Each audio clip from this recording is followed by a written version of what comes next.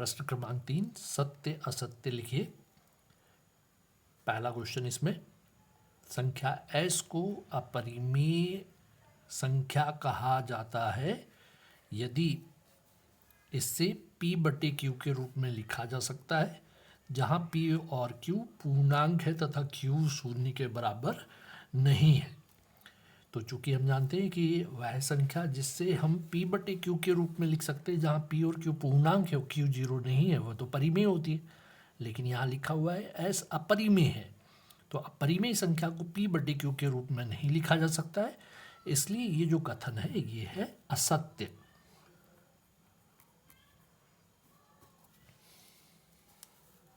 Next है आपके लिए, प्रत्येक पूर्णांक एक परिमेय संख्या होती है। तो पूर्णांक आप जानते हैं, जैसे पूर्णांक हमने कहा कि भाई 0 होता है, 1 होता है, 5 होता है, ऋण 10 होता है।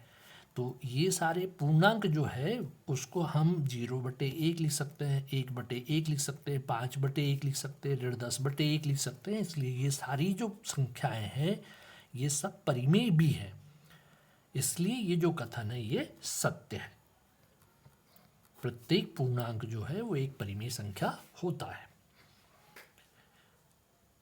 अगला क्वेश्चन है आपके लिए, प्रत्येक अपरिमेय संख्या एक वास्तविक संख्या होती है। ये कथन भी सत्य है, क्योंकि जैसे हमने कहा कि अपरिमेय है, करनी 2, 1.01, 0.01, 0.001, ये सब अपरिमेय संख्या तो हैं ही, लेकिन वास्तविक संख्या भी है। तो प्रत्येक परिमेय संख्या भी वास्तविक होती है, अपरिमेय संख्या भी वास्तविक होती है, इसलिए तीसरा कथन जो है वह भी सत्य है। लास्ट क्वेश्चन इसमें दिख रहा है, प्रत्येक परिमेय संख्या एक पूर्णांक होती है। तो परिमेय संख्या जो है वो है 2/3। हम जानते हैं 2/3 एक परिमेय संख्या है, लेकिन इस 2/3 को हम परिमेय तो बोल सकते हैं, पूर्णांक नहीं बोल सकते, इसलिए ये जो कथन है ये असत्य है। प्रत्येक परिमेय संख्या एक पूर्णांक संख्या नहीं होती है, लेकिन प्रत्येक पूर्णांक संख्या एक परिमेय संख्या होती है। मतलब दूसरा तो सत्य है, लेकिन चौथा जो क्वेश्चन है वो असत्य है। नेक्स्ट क्वेश्चन है आपके लिए, एक शब्द या वाक्य में उत्तर दीजिए।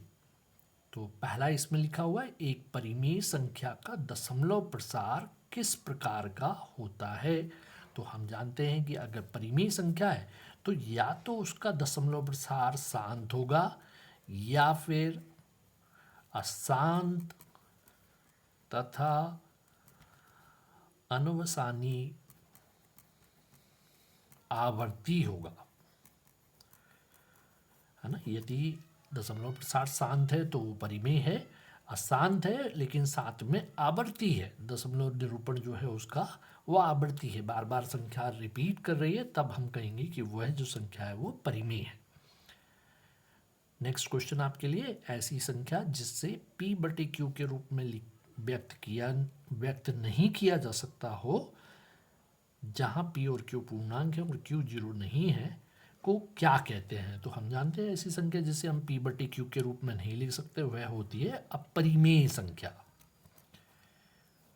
तो ऐसी जो संख्या जिसको हम p/q के रूप में नहीं लिख सकते वो होती है अपरिमेय संख्या। 1/7 का दशमलव प्रसार किस प्रकार का होगा। तो हम जानते हैं कि 1/7 यदि लिखा हुआ है तो इसका जो दशमलव प्रसार है वह होगा अशांत परंतु आवर्ती।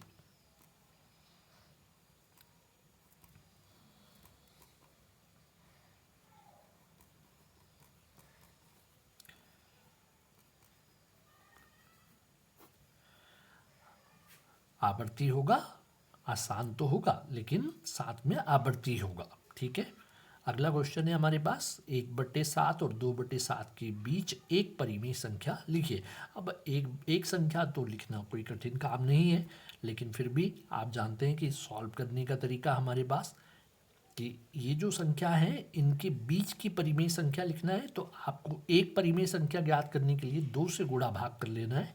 तो 1/7 को आप लिख लेंगे यहाँ पर 2/14, और 2/7 को आप लिख लेंगे 4/14। 2 से गुणा भाग आपने आंसर में कर दिया तो 4/14 हो गया। अब चूंकि आप जानते हैं यहाँ पर 2 और 4 के बीच में एक संख्या होती है 3, इसलिए 2/14, 3/14 छोटा होगा 4/14 से।